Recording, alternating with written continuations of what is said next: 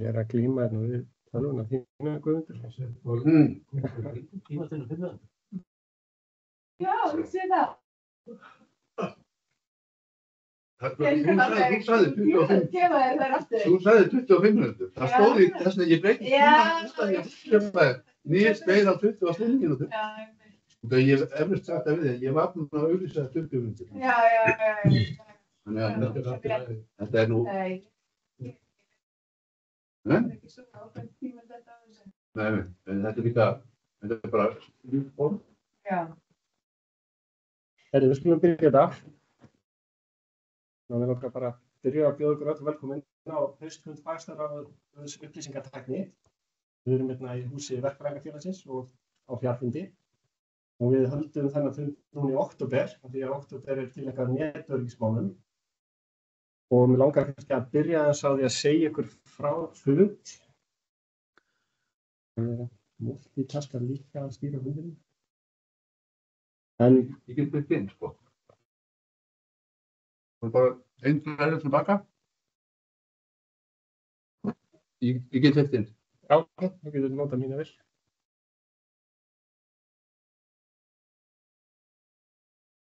En til þess að segja ykkur frá hlut, þá langar mér bara að nota vefinn okkar, íslenska staðla. Við erum aðeins búin að vera að vinna í framsetningu og upplýsingu þar. Það er tilvalið að kynna það í leiðinni. Þannig að hérna getið þið séð allt staðlaráð og starfsemi staðlaráðs og tilgang staðla og hvernig við erum að vinna með það á Íslandi. Svo erum við með yfirlit yfir fagstaðlaráð. Við getum farið hérna og kynnt okkur fagstaðlaráð í upplýsingatækni. Hérna sjáum við sem sagt að tilgangur hlut er að vera vettvangur fyrir stöðlum og samræðingu á sviði upplýsingatækni. Og við erum með Guðmund Valsson sem ritara og heldur utan tækninefndirnar og hann veitir líka allar upplýsingar starfsemi ráðsins. Þannig að ef þið viljið vita eitthvað meira, taka þátt eða eitthvað fleira, þá endilega hafa samband við Guðmund. Svo erum við með náttúrulega bara fjölda aðila, bæði fyrirtæki og opinbera aðila sem að taka þátt í þessu starfi. Við erum með yfirlitið þá hér. Svo kannski skemmtilegasti hlutinn að mínu mati, það eru tækninefndirnar. Hérna erum við yfirlit yfir tækninefndir á fagstarfsráði upplýsingatækni og við erum með tækninefndir grunngerð rafrænna viðskipta, þar sem við fjöllum stöðlun rafrænna viðskiptaskjala, rafræna reikninga, TED-pál og fleiri skemmtilega hluti. Við erum með tækninefndir traustþjónustu, þar sem við erum að samræma vinnu á sviði traustþjónustu og þar eru stór verkefni framundan, meðal annars tengt í EIDAS 2 innleiðingu, mjög áhugavert verkefni. Við erum með tækninefndir upplýsingaöryggi og persónuvernd og þarna sjáum við staðlaröðina 27.000 sem við munum fjalla á eftir og kynnast aðeins betur. Og svo erum við með tækninefndir fjármálaþjónustu. Og hérna erum við með vinnu sem að kemur að tækniforskriftum fyrir verðþjónustu fyrir fjármálafyrirtæki og ytri aðila. Það sem er stóri þátturinn í þessu að í þessum tækninefndum er að starfa á annað 100 sérfræðinga. Og þetta er mjög stór hópur.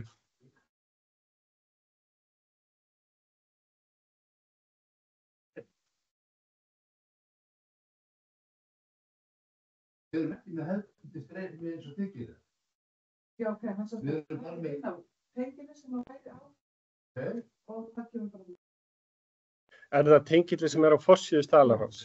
Hann er vitlaus. Tengill á forsíðu staðlaráðs? Já, ég ætlaði kannski að... hjá ykkur? Já. Má tæknilega vandamál? Það voru nefnilega 23 komnir inn, sko. Nú, þá þess að... Já. Þú veist, þannig að ég kannast ekki við að hafa nokkuð að setja nokkuð tengil nema þennan eina, sko. Já, ok. Það ég passa mig mest á af öllu. Þannig að búið til eitt fund og... Þannig að við vorum að prófa aftur með því að fara inn á fundabóðið. Svo meðan ég held áfram þá að fjalla staðlaráð, þá langar við að benda ykkur á YouTube-rásin okkar sem að við erum með fagstaðlaráð og hérna má finna nokkur myndbönd sem að fjalla staðla og hvernig staðlar notaðar auk þess að það eru upptökur frá fundum og eins og alla góða YouTube-stjörnur þá segir bara like and subscribe þannig að þið getið endilega fengið meiri upplýsingar þarna og svo að lokum þá það efni okkar í dag að við erum með litla grein hérna sem að fjallar það sem við ætlum að gera á haustfundinum, en það NIS 2 og staðlar. Og nú ætlar hún Unnur Kristín Sveinbjarnardóttir að fjalla NIS 2 innleiðingun í Íslandi. Svo kemur Marín G. Njálsson, hann ætlar að fjalla hvernig ISO 27 staðlanir geta stutt við NIS 2. Svo í lokin verður tími fyrir umræður. Þannig að Unnur, gjör svo vel. Það eitthvað að fundurinn bara búin á Hóldón. Hvað þýðir það? Það Teams á Hóldón, ég hef bara ekki lett í þessu. Teams bara verið kletturinn í lífið.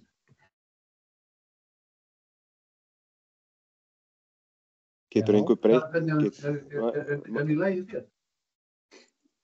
Fundurinn í lagi hérna hjá mér. Fundurinn í lagi úti? Ok, en getið þið breytt? Einn pæling samt getur einhver farið inn í stillingar á fundinum þannig að allir geti bypassa lobbyið. Þá bara poppar fólk beint inn í staðinn fyrir að sé verið að samþykkja fólk. Við kíkjum á það.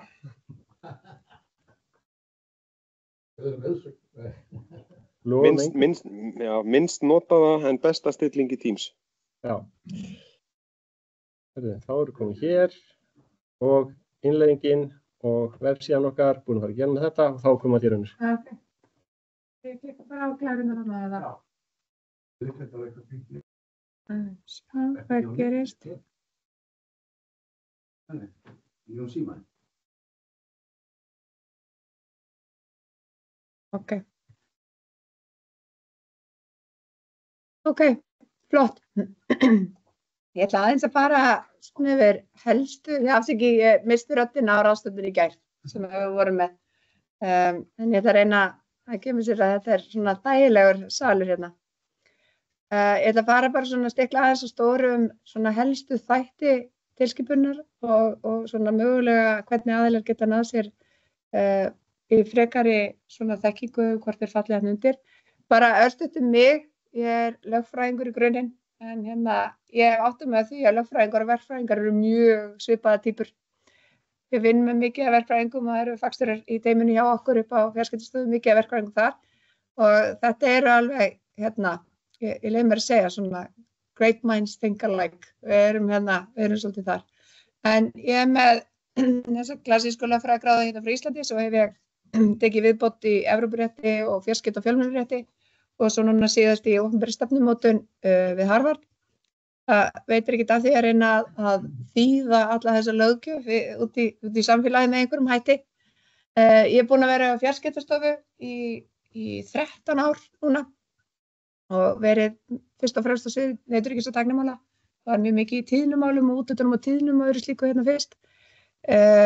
Og hef svo sem fylgt þessum fólki netörygis á Íslandi frá upphafi í rauninni. Og eins eru við hjá sviðinu, við erum að framkvæma þetta hefðbundna eftirlitshlutverk gagnvart fjarskiptafyrirtækjum og svo kölluðum stafrænu grunnvirkjum og veitum stafrænu þjónustu á grundvelli núgildandi laga. En við erum einnig samhæfingarstjórnvald á grundvelli netöryggislagana þar sem að við í rauninni leggjum svolítið línunar fyrir önnur eftirlitsstjórnvöld sem eru 5 önnur eftirlitsstjórnvöld. Hvað felst í þessum kröfum og hvernig eigi að framfylgja eftirliti og meta svolítið stöðuna á markaði. Og við gefum út til þeirra leiðbeinandi tilmæli framkvæmd eftirlitsins. Til viðbótar þetta þá erum við reyndar fyrir með eftirlit með traustþjónustum, þannig að það er önnur samlegð sem við eigum með ykkur í staðlaráðinu. En við erum líka að framkvæma áhættumat. Við framkvæmum áhættumat á krítískum fjarskiptainnviðum og við förum í sértæk áhættumat þegar þess þarf. Við fórum í þeirra gagnvart fjarskiptafyrirtækjunum þegar Rússland réðist inn í Úkraínu og við erum að hefja núna sértækt áhættumat varðandi öryggi 5G. Þannig að það er ýmislegt annað heldur en þessi klassísku eftirlit sem við erum að hantera og samkvæmt lögum þá ber okkur að horfa til almannahagsmuna þjóðaröryggis þegar kemur að eftirliti með fjarskiptafyrirtækjum. En já, þetta svið er rauninni nýtt að setja á koppinn þegar NIS 1 lögin tóku gildi, eða fljótlega til það, 21, vorið 21, þá er þetta tekið út úr lögfræðieiningunni hjá Póst- og fjarskiptastofnun og verður sérstætt svið stafræns öryggis innan fjarskiptastofu. Við fengum nýtt nafn. En varðandi þetta nýja regluverk sem að detta í gang út í Evrópu núna og kannski aðeins langar með að byrja að fara yfir samhengi hlutana, hvaðan erum við að koma og af hverju þetta Svo förum við inn í tilskipunina aðeins, hvað felst í henni, hvað aðilar falla mögulega undir og hvað þurfum við að gera. Og Marino ætlar að taka það töluvert dýpra, hugsa ég, í sinni kynningu hérna eftir. Og svo einmitt ef ekkert gert, hvaða maskína fer í gangi á stjórnvöldum þá. Og hvar við erum stödd í innleiðingunni, þessari klassísku lagalegu innleiðingu hérna á Íslandi. Nú, bara aðeins til þess að gefa ykkur þetta samhengi. Þetta í rauninni snipp úr öryggisstefnu Evrópusambandsins, en það hefur verið eitt af forgangsmálum innan Evrópusambandsins í töluverðan tíma yfir áratug að auka stafræna vegferð innan Evrópu og í rauninni stafvæða bæði hagkerfið og ríkisborgara Evrópu. Og þeir hafa gefið út netöryggisstefnu í rauninni á sama degi og þeir kynntu púsluspil í þeirri stefnu sem NIS2 tilskipunin. Það var gert í 16. desember 2020 og við vinnum svolítið í þessu horni þar sem að netöryggisstefnan nær yfir og þar eru netöryggi mikilvæga innviða eitt af lykilmálunum.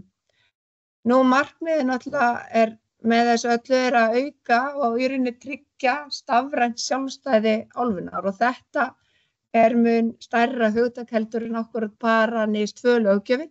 Þetta nær til þekkingaruppbyggingar, öryggibúnaðar, hugbúnaðar fyrir utan bara þetta klassíska stjórnkerfi og varnir einstakra aðila.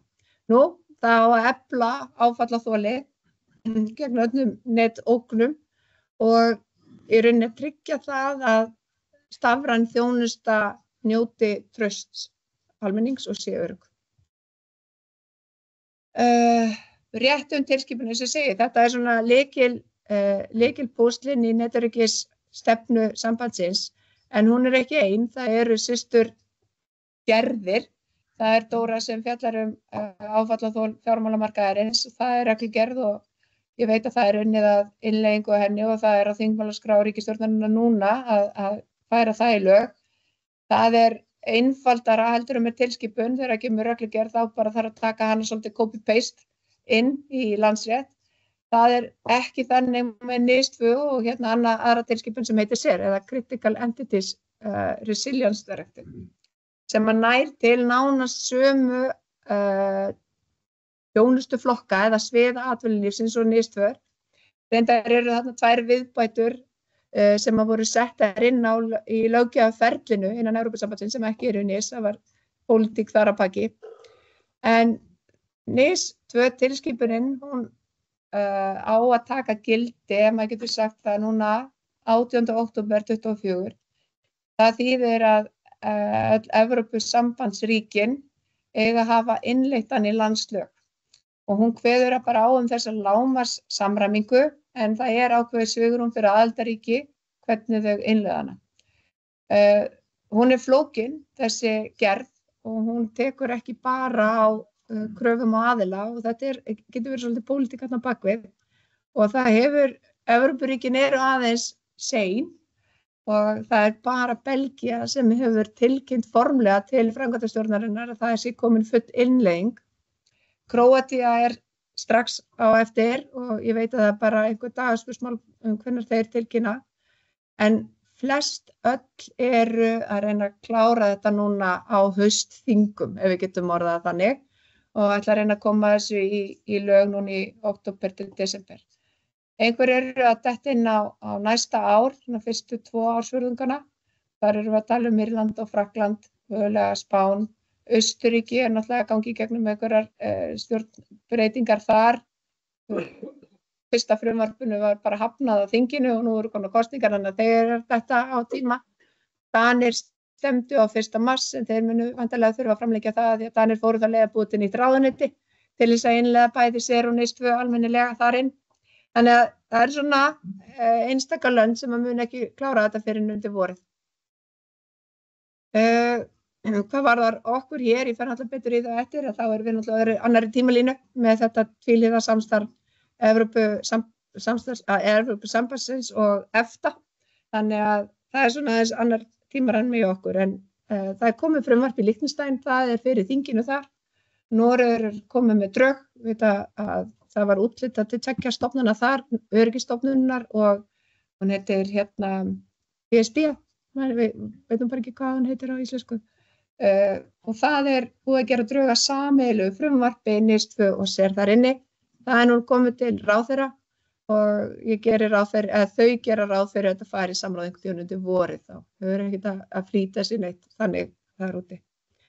En ég fer betur í okkar stöðu eftir, en þessar breytingar sem að koma með þessari NIS2 tilskipun, ég held að það sé alveg óhætt að segja að þetta er ekki bara þeir sem starfa við upplýsingatæknina sem þurfa aðeins að tileinka sér breytt vinnubrögð, heldur allir þeir sem að veita þjónustu sína með þessum stafræna hætti. Þannig að þú getur verið með þjónustu í að lækna fólk, en ef þú ert að nýta þér stafræna þætti eða stafræna tækni til þess að veita hana, þá dettur þú þarna undir. Þannig að, en almennt er henni skipt í þessa 3 stoðir. Það er fyrsta stoðin getu aðildarríkjanna, því að markmiðið með tilskipun er að lyfta netöryggi álfunnar upp, og það gerist ekki bara með því að setja kröfur á aðila. Aðildarríkin verða aðeins að gera sig í brók líka, mörg, og það eru mjög öflug ákvæði varðandi netöryggisstefnur til dæmis. Við höfum verið með netöryggisstefnu hér á Íslandi núna og hún gildir til 35. Það þarf nú eitthvað að uppdata hana svolítið hressilega þegar þetta kemur, og bara pínu gali að setja hann til 15 ára eins og það sé ekki. Þú veist að það er að endurskoða þetta með 2 ára fresti eða eitthvað svoleiðis.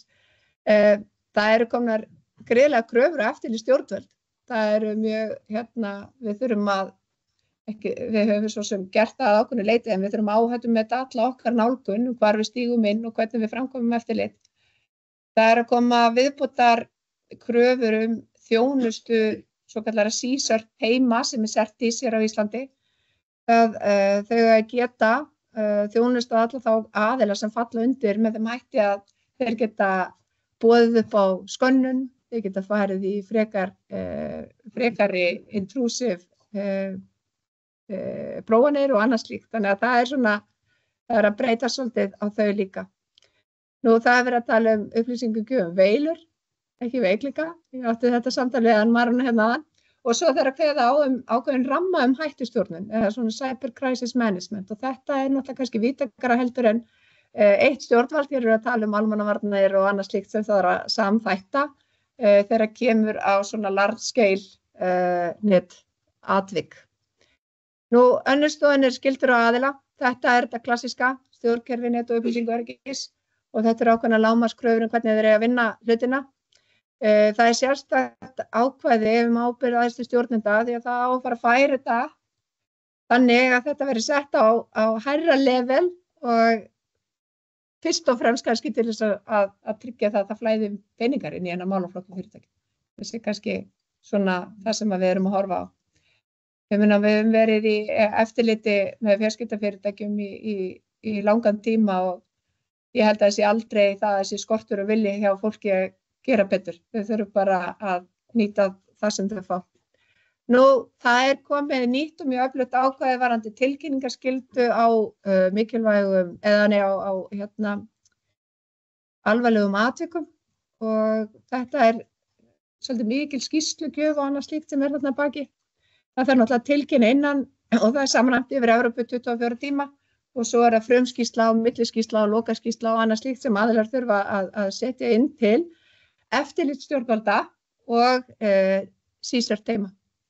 Þannig að við förum aðeins dýpra í þetta eftir. Og svo er það samstarf ríkjanna, og það er töluvert mikið í tilskipuninni að það þarf að tryggja bæði innanlandssamstarf, þar á milli eftirlitsstjórnvalda, upplýsingaflæði, milli CERT-heima og eftirlitsstjórnvalda og fleira, en einnig á milli aðildarríkjanna sjálfra.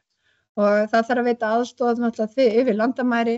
Það er NIS samstarfshópur eða NIS Cooperation Group að fá aukið hlutverk. Þetta er svona pólitíuhópurinn innan Evrópu hvaða vegferð við erum að fara. Þetta skipað fulltrúum allra aðildarríkja. Ég sitt þarna fyrir hönd Ísland og yfirleitt eitt fulltrúi frá ráðuneytinu líka. Þarna ENISA líka, Netöryggisstofnun Evrópusambandsins mjög öflug og svo framkvæmdastjórn Evrópusambandsins líka. Þau eru með fjölmarga vinnuhópa þarna undir og gefa út ýmsar leiðbeiningar eða svona frekara guidelines varðandi túlkun á NIS. Þetta kannski frægasta afurðin 5G toolboxið sem þau gáfu út fyrir einhverjum 2 árum síðan. Nú það CSERT Network sem að núna Certis mun fara að taka þátt í. Cyclone svona Large Crisis Management dæmi þar sem að verið í fyrsta skipta lögfesta, þar sem að þetta stjórnvaldum hættustjórnun mun sitja í. Og svo það gagnagrunnur veilur sem að þarf að halda og ENISA mun halda utanum og svo gagnagrunnur þá aðila sem falla undir flokkinn stafræn grunnvirki. Þetta ætlar ENISA að halda utanum. Þannig að þetta ekki bara eitt að allir þurfa að fara einlega 27.1 pluss eitthvað. Þetta mjög víðtækt. Nú bara svona aðeins í það hvaða aðilar þetta eru því að það allir mest forvitnir þar. Allt þetta bláa úr NIS 1 og innleitt núna í netöryggislögin frá 2019 og svo að koma inn þetta rauða og þetta skiptist að breyting á flokkuninni núna svolítið með hvernig þetta var sett upp í NIS 1. Þetta listað upp í 2 viðaukum, sectors of high criticality og other critical sectors. Og þetta við svona lauslega þýða áður en að þýðingamiðstöð utanríkisráðuneytisins segir okkur hvað þetta allt saman heitir. Það eru nauðsynlegir aðilar í Annex 1 og mikilvægir aðilar í Annex 2. Það sem var á glærunni hérna áðan eru sektorarnir. Við sjáum svo eru undirflokkar. Og undir hverjum undirflokk tegundir af þjónustu. Þannig að það þarf svolítið að, ég veit að verkfræðingarnir, ég get farið með þessa glæru inn til ykkar, því að ég veit alveg að þið farið inn í þetta. Og hér bara svolítið svona lagatæknileg skýring, það þarf bara að fara inn í viðkomandi skilgreiningu til þess að sjá hvort að þú fallir undir þá skilgreiningu.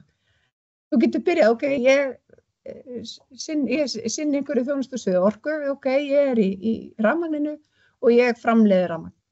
Og þá það bara einhver ákveðið skilgreining, en þetta svona stig af stigi. Þannig að þetta eru þeirra aðilar sem við erum að horfa framan á.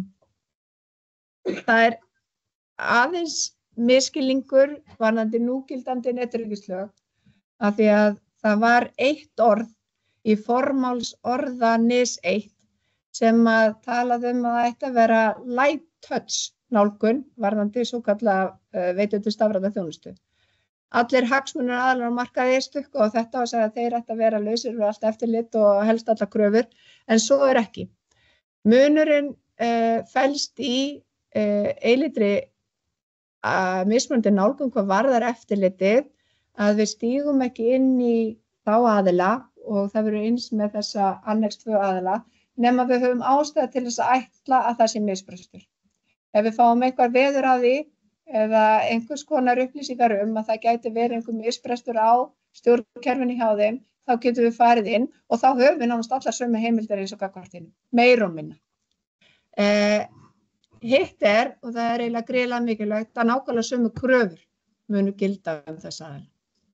Þannig að það ekki afsláttur á þeim kröfum að þeir fari að byggja upp það sem þeir þurfa að byggja upp inni hjá sér.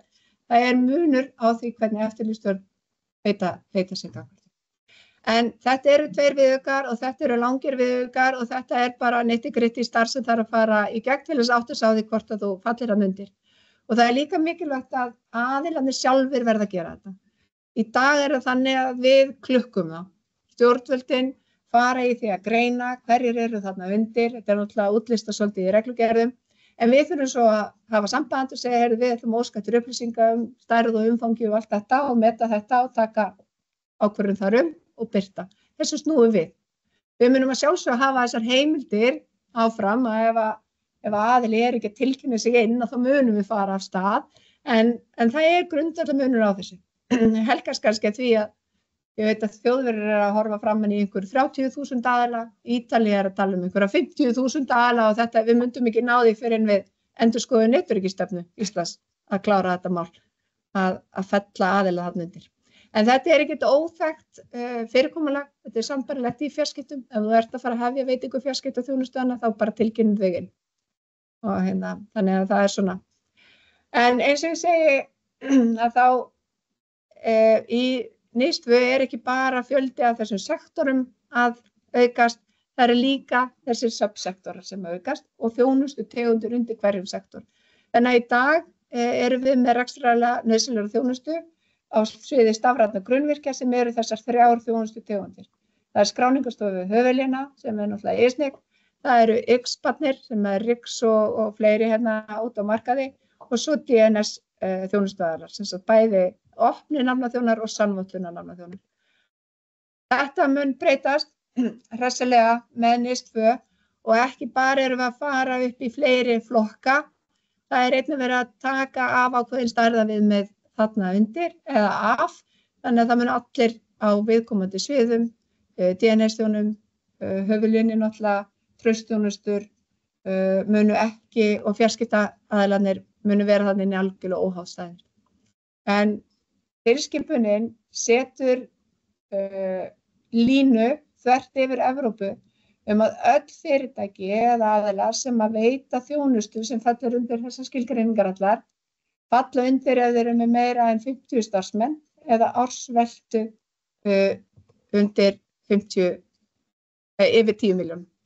Þetta eru 3 skref sem þú þarft að labba í gegnum. Fyrsta sem ég verið að nefna, það er að labba í gegnum skilgreiningana. Öðru lagi er það stærða viðmiðin og þetta gildir almennt fyrir utan þessa aðila og opinberar stofnanir. Opinberar stofnanir munu falla þarna undir og ekki bara opinberar stofnanir heldur einnig mun þetta ná niður á sveitarstjórnarlevelli. Þannig að það töluverð aukning hvað þetta og það ekki horft á stærðina eða veltu hér. Nú, jafnvel þó sért með 30 starfsmenn eða 7 milljónir í ársveltu að þá þarftu að labba í gegnum 3. skref. Það þarf að athuga hvort að það séu önnur skilyrði uppfyllt og það nóg að uppfylla eitt af þessu. Að þú ert eini aðilinn sem veitir þjónustunni í aðildarríki þar sem hún nauðsynleg fyrir viðhald annarar krítískrar þjónustu. Rof á þjónustunni gæti haft umtalsverð áhrif á almannaöryggi, almannavernd, almannaheilsu. Rofið á þjónustu sem aðilar veiti gæti ýtt undir einhverja kerfislæga áhættu og sérstaklega ef að slík truflun gæti haft áhrif yfir landamæri. Þetta kannski svolítið áhugaverður punktur. Og einnig að það eitthvað sérstakt annað mikilvægi, annað hvort á landsvísu og tilteknu landsvæði og erum við náttúrulega kannski með, þjónustuaðila sem að veita hitaveitu á tilteknu landsvæði, eitthvað slíkt sem að gæti dottið hér undir. Þannig að þetta eru alltaf viðmið sem að mig grunar við þurfum að skoða svolítið hér á Íslandi því að við erum ekki kannski með alla þessa 50 starfsmenn alltaf. Ég veit að sum aðildarríki sem eru, ekki Þýskaland og Frakkland og Ítalía, þau eru að skoða að lækka þröskuldinn. En ég veit ekki hvort að því verður. Ég held að þetta sé ágætis biti fyrir mjög mörg ríki. Nú, ef þú dettur svo undir hvað þetta gera, og þetta þessi klassíska krafa áhættustýringu, að setja ráðstafanir áhættustýringu netöryggis, sem felst í þessu virka stjórnkerfi. Og ég held að sé mikilvægt að komi fram tvennt. Þetta nær til allrar þjónustu fyrirtækisins. Jafnvel getur verið með DNS-þjónustu eða skýjavinnslu þjónustu en með fullt af annarri tegunda þjónustu, allt fellur undir. Það nær til allrar einingar, alveg sama þó að þetta sé ekki aðal þjónusta. Og í öðru lagi að þá þarf þetta litla orð virt að vera lykilorðið. Þetta er sífellu verkefni. Þú nærð ekkert á einhvern endapunkt með því að byggja upp netöryggi hjá þér. Og þetta bara þetta klassíska verklag að auðkenna áhættu sem steðjar að þínum verðmætum, hver sem þau eru í þínu rekstri, og þetta geta varist þessari áhættu og uppgöta þannig á þokkalegum tíma að vera meðvitaður að þetta sé að gerast hjá þér. Það ekki alltaf þannig. Það almennt eru árásaraðilar að liggja inn á kerfunum í einhverja 150-200 daga áður en nokkur verður var við þá. Og mjög mikið af þessum ógnarhópum eru ekki endilega alltaf að reyna að trufla þjónustuna. Þeir eru að ná sér í upplýsingar.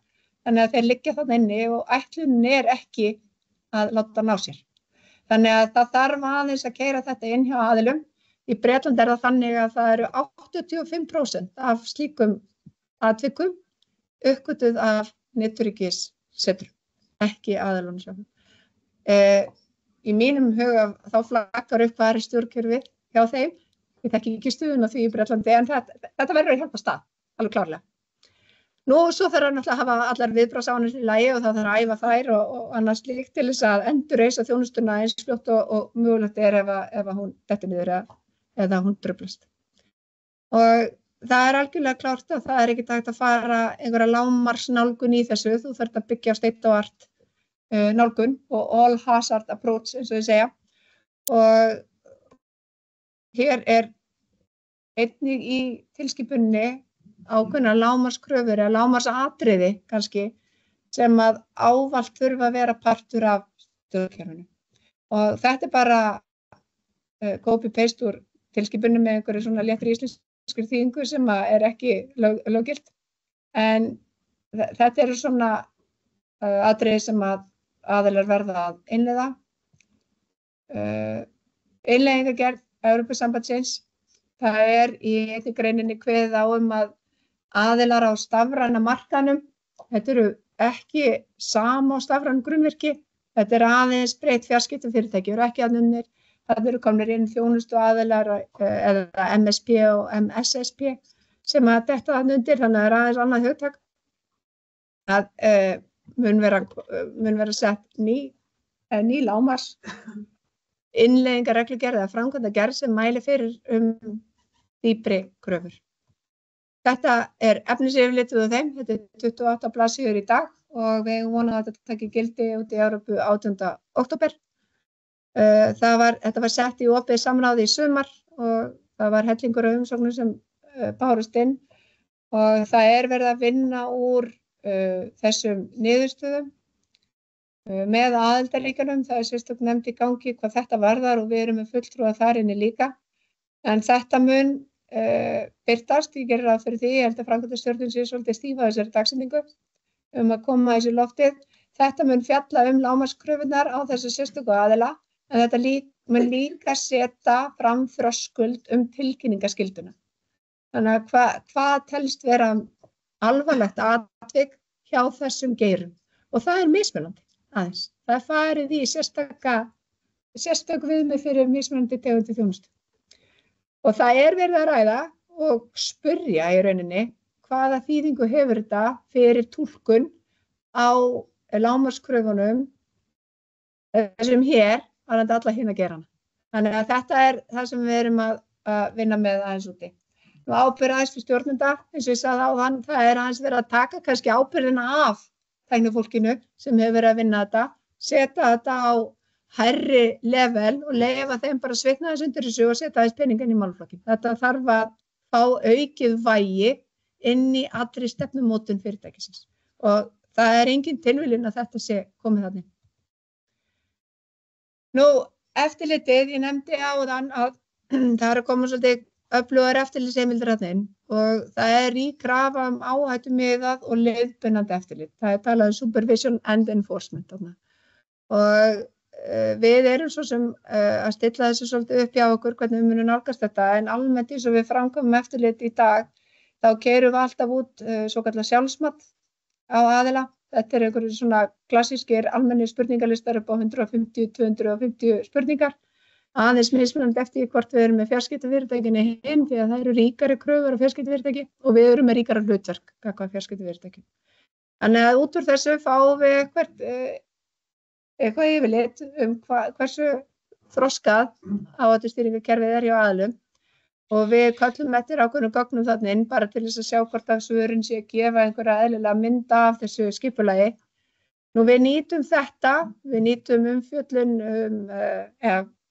tilkynnt atvik og ýmislegt fleira inn í ákveðna áhættu mynd sem að við nýtum til þess að forgangsraða dýpri úttektum eða öryggisprófunum á viðkomandi aðila. Auðvitað nýtum við líka áhættumötin sem ég nefndi áðan að við framkvæmum inn í þetta. Þannig að við förum inn þar sem eru, hvað maður að segja, krítískasta þjónustan eða mögulega einhverju single point of failure, eitthvað annars slíkt. Þar gerum við afmörkuð úttektarverkefni í gang. Og við setjum tímasett fyrirmæli úrbætur ef við sjáum það. Og það alveg sama hvort við sjáum það úr pentestum eða úr hefðbundnum úttektum, við erum með fyrirmæli úrbætur ef við teljum þörf á því. Nú þetta mun í rauninni kannski ekki breytast mikið, þetta svona grunnurinn, en það sem breytast að við getum farið að afturkalla starfsleyfi eða skráningar ef það ekki fylgt okkar fyrirmælum. Við getum beðið eða gert kröfum að það sé tilsjónarmaður þarna inn, einhver þriðji aðili til þess að framkvæma hlutina fyrir okkur. Og ef ekkert að þessu gengur þá getum við farið að víkja tímabundið æðstu stjórnendum úr stöðu á meðan að bætt úr. Þannig að þetta alveg, og fyrir utan að það náttúrulega kveðið á að það þurfi að vera refsiviðurlög. Þau eru nú innleidd með NIS 1, þannig að ég ger ekki ráð fyrir mikilli breytingu þar. En það varðar fangis alltaf 2 árum fyrir að brjóta þess ákvæði. Þetta ekki fyrsta spilið sem við grípum fram, sko. Það bara, við erum ekki að reyna að fara þá leið að keyra þetta í gegn með sektum. Við höfum ekki lagt á neina einustu sekt á grundvelli núgildandi laga eða núgildandi fjarskiptalaga. En eins og kom fram kannski hjá okkur á ráðstefnunni í gær, að við erum ekki að sjá nógu mikil viðbrögð við þessum kröfum nema við höfum stigið inn í úttektum. Og það ekki nógu gott. Og stundum séum við í barningi með að láta fara í basic hluti. Þannig að á einhverjum tímapunkti þarf fjarskiptastofa að tryggja hlýtni við lögin. En við viljum reyna að gera þetta í samstarfi aðila og þetta tekur tíma. Við erum meðvituð það. Þetta tímalínan. Við erum komin í október 24. Það verið að vinna, eins og ég sagði, inn á EFTA-skrifstofunni í Brussel með að innleiða inn í NIS 2 samningin. Það voru komin drög að svokallari UNCD ákvörðun sem nefnd á milli framkvæmdastjórnar Evrópusambandsins og EFTA-ríkjanna hvernig eigi að innleiða þetta. Þau voru komin einhvern veginn í mars, ég hef bara ekki heyrt af þessu síðan. Og með drögin og geri ekki ráð fyrir að þetta eigi að standa í fólki, en þetta einhvern tímann inn. Ég geri ráð fyrir þetta gangi betur heldur með NIS 1, því að aðeins svona lagalegu munur og þetta tækt. Þannig að þetta á að fara inn í samningin ekki val. Varðandi okkar gildistöku, við fengum það verkefni frá ráðuneyti háskóla iðnaðar og nýsköpunar sem fer með netöryggis og fjarskiptamál að hefja frumvarpsgerð fyrir efnisatriði tilskipunarinnar núna á árinu. Við erum með bara verkefni áætlun hvað þetta varðar og við erum með mismunandi vinnuhópa og mismunandi áherslur. Þetta alltaf skrifað saman. En það náttúrulega ákveðin atriði sem að pólitíkin og ráðuneyti þarf að taka afstöðu til. Þetta varðar ekki bara fjarskiptastofu og okkar ráðuneyti, þetta eru mörg ráðuneyti og margar stofnanir og þetta svona cross-sektoral á stjórnarráðslefili. Það getur alveg verið flókið að eiga við það og hefur ekki gengið sérstaklega vel varðandi NIS 1 og vantar fjármagn inn í alla aðra geira almennilega. En við erum allavega á góðri leið hjá okkur að skrifa það sem við getum skrifað inn, en við horfum framan í þetta. Þetta eru bara fréttir dagsins í dag og við verum að sjá, þetta ekki á þingmálaskrá ríkisstjórnarinnar fyrir þetta löggjafarþing. Það náttúrulega hægt að breyta henni, en fjarskiptastofa tala fyrir því að þetta þurfi að detta inn 26 helst ef við ætlum að vera á einhverjum svipuðum stað á Evrópa. Og það mikilvægt að hafa í huga að jafnvel þó að íslenska löggjöfin sé ekki komin í gagnið, þá munu áhrifin þeirra mun gæta á íslensk fyrirtæki. því að kröfurnar ná til allra þjónustu aðila. Þannig að það mun vera krafa ef íslensk fyrirtæki að veita þjónustu erlendis, að þeir uppfylli þessar kröfur. Ef þeir eru að þjónustu aðra krítiska innviði í Evrópu, þá eru þessar kröfur. Þannig að þetta mun hafa áhrif hingað inn, jafnvel þó að þingið sé nú eins og það og ríkisstjórnin. En það var ekki meira frá mér, allavega. Já, þetta með Kristín.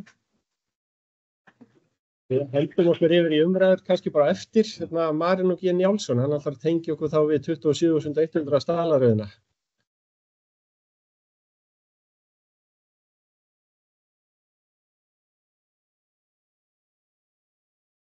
Já, góðan daginn. Takk fyrir að fá að vera hérna. Já, kannski fyrst svona pílniti, ég hef verið í þessum stöðlum ansi lengi. Kom að þýðingu á 17799 yfir á íslensku hérna upp af aldar og svo aftur núna nýjust útgáfuna 27.1 og einnig 27.2 og 27.7 sem er persónuverndina. Og svo er ég núna að yfirfara þýðingu á ISO 27005 áhættustjórnun eða átumat sem er náttúrulega mjög mikilvægur stað inn í þessar umræðis eins og hérna Unnur var að lýsa og auk þess að hafa verið með námskeið fyrir staðlaráð og endurmenntun þessa staðla í gegnum árin frá 2006. En hverjar eru þessar, ef við skoðum, hverjar eru áskoranir skipulagsheilda?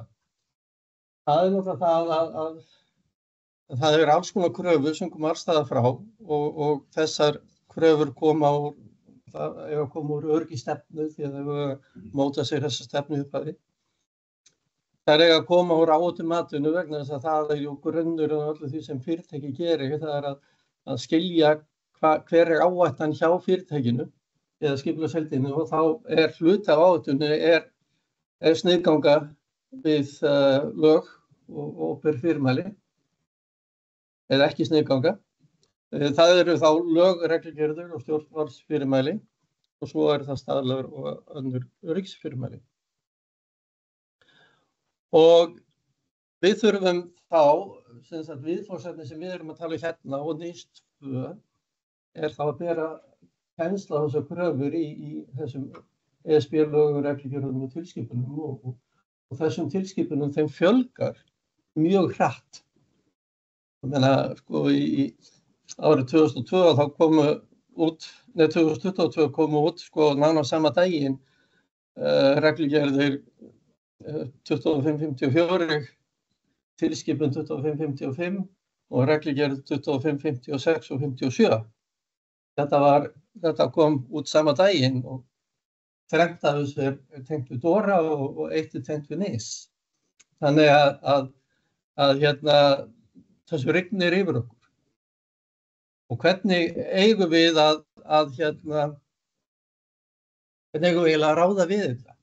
Hvernig eigum við að geta skilið hvaða kröfur koma úr hverju sig og átt okkur á því hvernig við eigum að mæta þessu.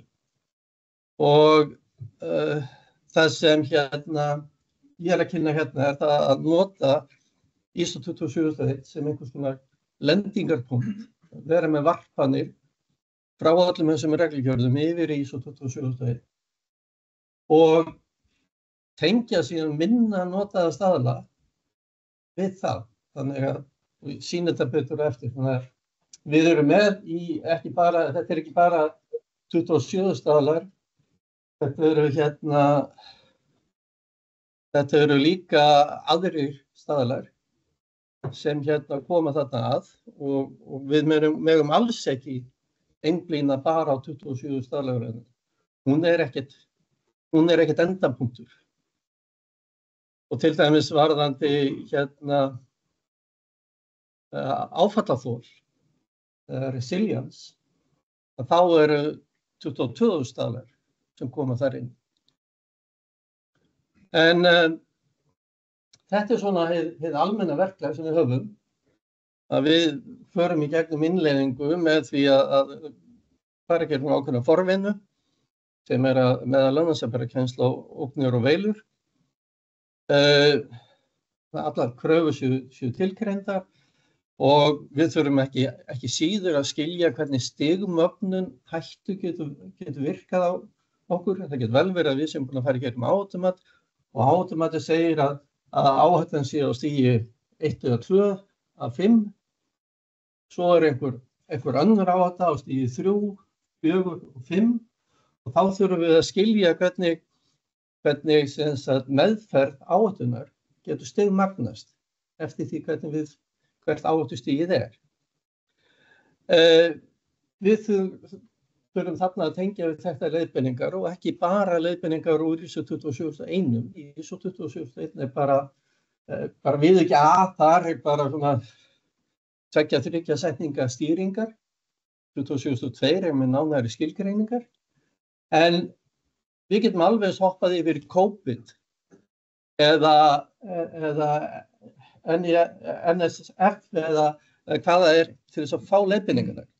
Við verðum að passa okkur á því að stoppa ekki bara við leiðbeiningarnar í 2002 vegna þess að það er bara eitt dæmi slíkar leiðbeiningar. Það er veljaúrræði, dragur áhættu, uppfylla kröfur, skjalfesta niðurstöður og svo framvegis. Svo eru það úttektir, en þetta er svona en hefðbundna nálgun. En getum við einfalda þetta? Getum við búið til eitthvað svona sniðmát sem fólk getur nálgast það hvernig varpanir á milli skili hvernig þetta vinnur. Þetta er svona eldgamalt líkan það hvernig þetta tengist allt og við erum hérna einhvers staðar í því að við erum áhættunni miðinni, við erum upplýsingaverðmætin og við erum með þá öryggiskröfurnar og svo koma stýringar. Og það eru spurningin þessar stýringar hérna, hvernig við ákveðum þær og hvernig við útfærum þær, innleiðum þær. Þannig að þetta er þessi mynd, ég held ég að við sýnt þessa mynd fyrst líklegast 99. Hún hefur ekkert breyst. Þessi grunnur, stendur veilur hérna en ekki veikleikar. Veikleikar í hlutamyndinni. Og þetta er sviðsmyndin okkar í dag. Við erum með hana endalaust að Evrópugerðum á einni hlið og við þurfum einhvern veginn að tengja þetta við það sem við þurfum að gera. Og það sem ég hef gert í gegnum tíðina eins og með GDPR, ég varpaði sig yfir í 2001 og síðan náttúrulega kom 2700 til þess að fá einhvern svona fastan punkt. Þá gæti ég innleitt stjórnunarkerfi upplýsingaöryggi og nú vill svo til að svo nefnd sem er með 27 staðlana hét áður bara upplýsingaöryggi en heitir núna upplýsingaöryggi, netöryggi og persónuvernd. Þannig að nefndin, hún ætlar að útvíkka sitt valdsvið og við getum búist við það því að í næstu útgáfu af þessum 2 stöðlum, 27.1 og 2, að þá verði farið ennþá meira og ennþá dýpra út í netöryggi. En með því að setja 27.1 sem einhvern svona fastan viðmiðunarpunkt, þá er hægt að gera varpanir hérna á milli og svo er ég með lista hérna af einhverjum stöðlum og þetta er bara lítið brot af þeim. Ég er að skoða yfir 30 staðla og svo er núna að bætast við 27.5 er nýlega komin en við erum að þýða hann yfir á íslensku og BS ISO 31000 er líka annars staðar sem er mjög mikilvægt að skoða vegna þess að þeir hjálpa okkur við vinnuna hérna í miðjunni. Þeir hjálpa okkur við það að greina áhætturnar, að skilja áhætturnar og út frá þeim getum við fara að velja úrræði. Og ég nota ISO 27001, en við erum að tala netöryggi, þannig að hann fækkar þessu aðeins stólunum hana, en það bara í bili, það var einn að betast við þarna, og þannig að þetta bara í bili. Og hvernig, hér eru dæmi varpanir og það sem sagt lína fyrir lína, hvernig eru varpanir frá sem sagt NIST 2, þá var þessi, það var samt að 25-55 en ekki 20-55. Þá sjáum við það að kröfur í NIST 2, það er hægt að varpa þeim yfir í ISO 27001 og bæði ISO 27001 sem sagt kafla 1-10 og líka sem sagt viðauka A. Og við verðum að horfa á það þannig að þetta er hvoru tveggja. Þegar við byggjum stjórnunarkerfi þá verðum við að fylgja 27001, en þegar við verðum að búa til handbækunar að velja úrræðin og svo framvegis, þá verðum við að fylgja viðauka A eða 27002 eða einhverjum öðrum. Og það er það sem er mín hugmynd hérna og hérna ég er svona að byrja að vinna, það er að reyna að skilja hvernig greinarnar, þína mismunandi greinar hérna í kröfunum, við vorum með kröfunar hérna, ég tók bara hérna ákveðna kröfur, við erum að þær þarna, átta sig á stöðu sinni, að þá er til eitthvað sem heitir að búa til Cyber Security Framework. Og þetta er 27110, með því að fylgja þeim staðli, bæta honum ofan á 27001, þá erum við komið með víðari sýn á það hvernig við getum nálgast viðfangsefnið. Stýringar A, hérna 526 og 30, þetta er hérna viðbrögð við atvikum og það eru þá resilience 22.301, 22.313 og 22.361 eru dæmi staðla sem hægt er að nota til þess að auka þetta viðnámsþol. Og síðan erum við með stýringar 524-28, við erum byrgjasambönd. Og þá er bara alveg sérstakur staða sem fjallar byrgjasambönd. Í 27.2 eru vissulega nokkurn veginn ein blaðsíða fyrir hverja þessum greinum. En hérna erum við með fjórar skjöl sem fjalla þetta. Og hvers vegna ættum við ekki einmitt að nýta okkur þessi skjöl til þess að skilja betur hvað við þurfum að gera eða gætum gert. Og síðan er náttúrulega eitt í þessu að þó svo að fyrirtæki falli ekki undir NIS 2, að þá er það þannig að öll fyrirtæki eiga að gera áhættumat. Þau eiga að gera áhættumat upplýsingaöryggi og netöryggi. Og það er áhættumatið sem á að ráða því hvort að þau vilji fara eftir leiðbeiningum eða kröfum NIS 2 eða ekki. Ekki það að það sé einhverja andaniður hálsmálaðu. Ef öryggiskröfur eða öryggi er ekki innleitt af innri hvötum, þá getum við alveg verið viss það að það verði ekki starfrækt af þeim eldmóði sem það þarf að gera. Þannig að við þurfum alltaf að horfa á hverju eru innri hvatirnir. Síðan er næsta skref í þessu að við búum til yfirlýsingu nothæfi sem er ekki bara atriði úr viðauka A í ISO 27001, heldur með tilvísun í hina ýmsu staða. Það er ekki þar með sagt að við séum eitthvað að auka kröfurnar á okkur, heldur við erum að sýna það að kerfið okkar er vandað, er gott. fer djúpt ofan í hlutina. Og ég svona að skoða verkefni og sem byggir á því að geta búið til svona varpanir og búið til sniðmát fyrir fyrirtæki sem væri bara opin öllum, þar sem fólk gæti nálgast þessi skjöl og fengið hugmyndir frá manni með talsverða reynslu. Ég ekki að segja að það sé allt í rétt, þetta bara mitt viðþorf og ég fengi nú einhverja til að lesa þetta yfir líka. Það sem fyrirtæki getur fengið svona sniðmát sem nánast hentuðu þeim. Sniðmát fyrir orkufyrirtæki, sniðmát fyrir tröslunotuveitenda og svo framvegis.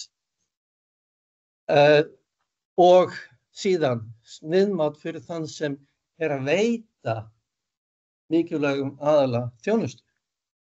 Því að þegar við komum í birgjasamböndin, þá erum við að segja að það all aðfangakeðjan eða all birgjakeðjan sem gæti þurft að uppfylla kröfurnar. Og hverju eru ábyrgir? Og með svona lista á það. En eftir að það farið í gegnum NIS 2, þá eru þetta aðilarnir sem poppa þar upp. Það Queen. Það kallað Queen vegna þess að það var einu sinni vísindar líka og þannig að það ráðuneytið. Ráðuneytið þarf að vera þetta með stefnumótun, það þarf að segja hvað á að gera. Ráðuneytið þarf að vera með alls konar setja alls konar reglugerðir og koma með leiðbeiningar. Það ECCC sem varðandi menntahliðina, fræðsluhliðina. Það NCC sem sem sagt National Cyber Center og komið hérna á Íslandi, NCC IS. Það fjarskiptastofa, CERT-IS, Seðlabankinn. Seðlabankinn kemur inn í sem eftirlitsaðili mikilvægur aðila. Það skipulagsheildir, þessi fyrirtækjastofnanir, opinberir aðilar og svo framvegis. Það eru sérstaklega tiltekin flugfélög í NIS 2. Þau eru sérstaklega tiltekin. Og síðan eru tröstþjónustuveitendur, þeir eru líka sérstaklega tilteknir. Alþjóðlega þá erum við með ESBS, það er framkvæmdastjórnin. Það er ENISA, það er Cyclone sem Unnu nefndi áðan. Svo er það eitthvað sem heitir Corporation Group og aftur flugfélögin, þess að þau eru náð út fyrir lands, við erum með flugfélög sem eru að fljúga hingað og eru utanlands frá og svo eru það tröstþjónustuveitur sem eru erlendir. Þannig að þetta er ansi stór pakki, þetta er ansi margir aðilar sem eru að koma að þessu og ég hef þær upplýsingar innan Queen að þar sé fólk ennþá að velta fyrir sér raun og veru hvernig ábyrgðir skiptast, hvernig hvar allt lendir. En þannig að við ætlum bara að uppfylla NIS 2 eða netöryggiskröfurnar, en við getum þurft að eiga í samskiptum við alveg gríðarlega fjölda aðila á einn eða annan hátt, beint eða óbeint. Svona lokaorð. Stýringar eru almennt yfirborðskenndar í flestu stöðum. Þær eru svona tjatt stýringar. Og við þurfum að vinna betur með þær, skilja þær og útfæra þær. Og við þurfum að skjalfesta stigmagnandi viðbrögð, vegna þess að þau geta verið mjög mismunandi eftir hvert áhættustigið er. Skipulagsheild sem starfandi í Íslandi geti líka verið með starfsemi utanlands og þess vegna fallið undir NIS 2 strax 18. október, þó svo að sé ekki búið að innleiða hér á landi. Og skipulagsheild sem telst til mikilvægra innviða hér á landi getur verið að nota erlenda þjónustuaðila sem koma þá fyrr inn í hringrásin. En það er mikilvægt að nota eins alþjóðlegt viðmið, alþjóðlega leiðbeiningar og alþjóðlega staðla eins og hægt er. Vegna þess að við erum ekki eilandi í þessu. Þetta er allt samtengt. Þar með þetta búið.